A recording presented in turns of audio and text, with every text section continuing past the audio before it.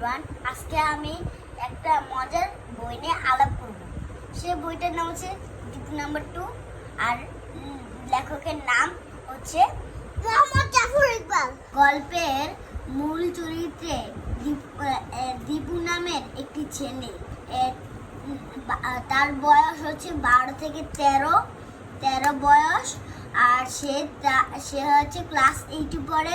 সে তার বাবার সাথে একটি নতুন জায়গায় এসেছে। সে নতুন জায়গায় সেই স্কুলে ভর্তি হয়েছে।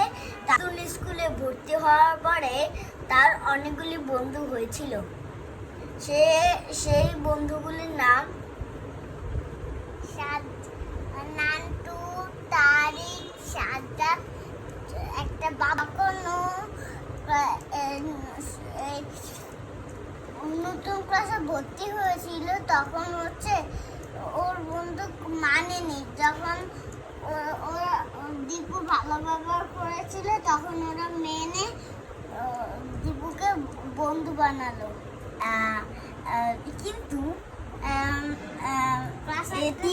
দীপুর একজন সহপাঠী ছিল, তার নাম হচ্ছে তারেক হচ্ছে দীপুর সাথে এই বন্ধুত্ব মানতে চাই। এবার কি হলো, ওদের ক্লাস 10-এর সাথে হচ্ছে ফুটবল ম্যাচ খেলা হবে। সেই ফুটবল ম্যাচে হচ্ছে তারেক হচ্ছে ক্যাপ্টেন হতে চেয়েছিল। ও বন্ধুরা হচ্ছে মনে মনে ভাবছিল যে দীপুই ক্যাপ্টেন হোক, কিন্তু তারেকের ভয় কেউই কিছুই বলতে পারলো না। যে ক্লাস 10-এর সাথে ওই ফুটবল ম্যাচ খেলা হবে, সেই জন্য দীপু বলেছিল যে আমি ক্যাপ্টেন হব। কিন্তু এই তারেক বলে যে না, আমি ক্যাপ্টেন হব, তুমি ক্যাপ্টেন হইও না। তারপর সে মানলই না। তারপর হচ্ছে একদিন তারেক একা পেয়ে অনেক মারলো। সে মারার পর স্যারকে যদি সে বলে দেয় তাহলে স্যারও হচ্ছে তারেক অনেক পিটাবে। এজন্য আর কাউকে সে বিচার করলো না। তারপর হচ্ছে তারেক হচ্ছে দীপুর প্রতি একটু মায়া হলো। তারপর তারেক আর দীপুর মধ্যে বন্ধুত্ব হয়ে গেল। তারপর হচ্ছে এই তারিখ হচ্ছে দীপুকে একটা গিফট দিল। সেই গিফটের নাম হচ্ছে কালা চিতা। ভাইয়া, তুমি কি জানো দীপু তারিক দীপুকে কালা চিতাটা কোথা থেকে দিল? যে দিয়েছে হচ্ছে একটা কালা পাহাড় থেকে। সে ওই জঙ্গল থেকে নিয়ে এসে দীপুকে দিয়েছে। দীপু একদিন হচ্ছে তারেকের বাসায় যেতে চেয়েছিল, কিন্তু তারেকের বাসা কেউ চিনে না। তারপরে হচ্ছে দীপু হাঁটতে একবার সেই জঙ্গলে চলে গেল। তারপরে জঙ্গলে একবার দূরে তারপরে তার বাড়ি খুঁজে পেল।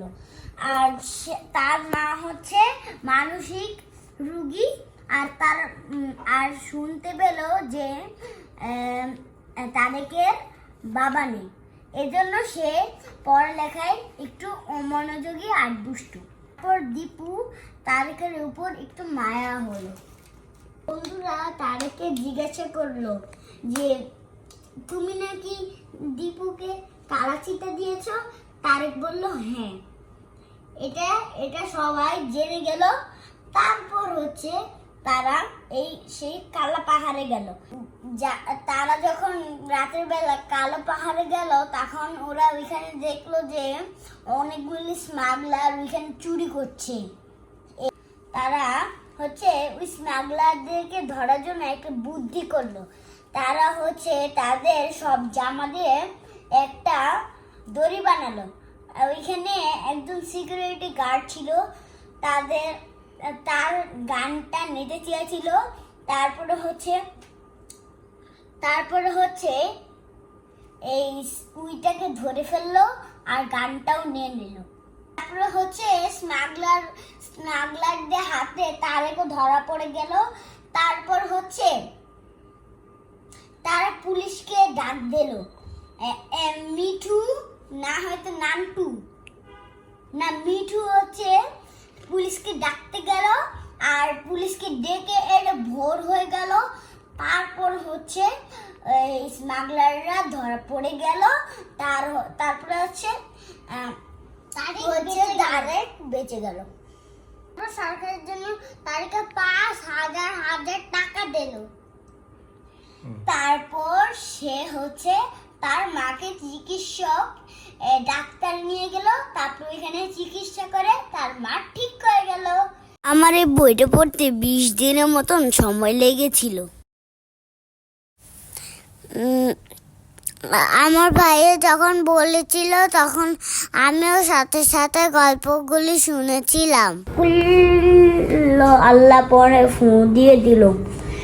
জঙ্গল থেকে ওরা সাবধানে বের হয়ে এলো। মিঠু চলে গেল লোকটার সামনে দিয়ে, অন্যেরা পেছনে। তারপর খুব আস্তে আস্তে লোকটাকে ঘিরে ওরা এগিয়ে আসতে থাকে। দীপুর শুধু ভয় হচ্ছিল মিঠু না আবার বেশি আগে শিয়ালের ডাক দিয়ে দেয়। ওকে অবশ্যই বলে দেওয়া হয়েছে একটু পরে হলে ক্ষতি আগে যেন না দেয়। সবাই লোকটার হাত দুয়েকের ভেতর পৌঁছে যাবার পর থামলো। দীপু মাথা তুলে দেখলো সব। আজকে এ পর্যন্ত। অর্কপ চলো আমরা আল্লাহ হাফেজ বলি। বন্ধুরা আজকে এই পর্যন্তই। আল্লাহ হাফেজ।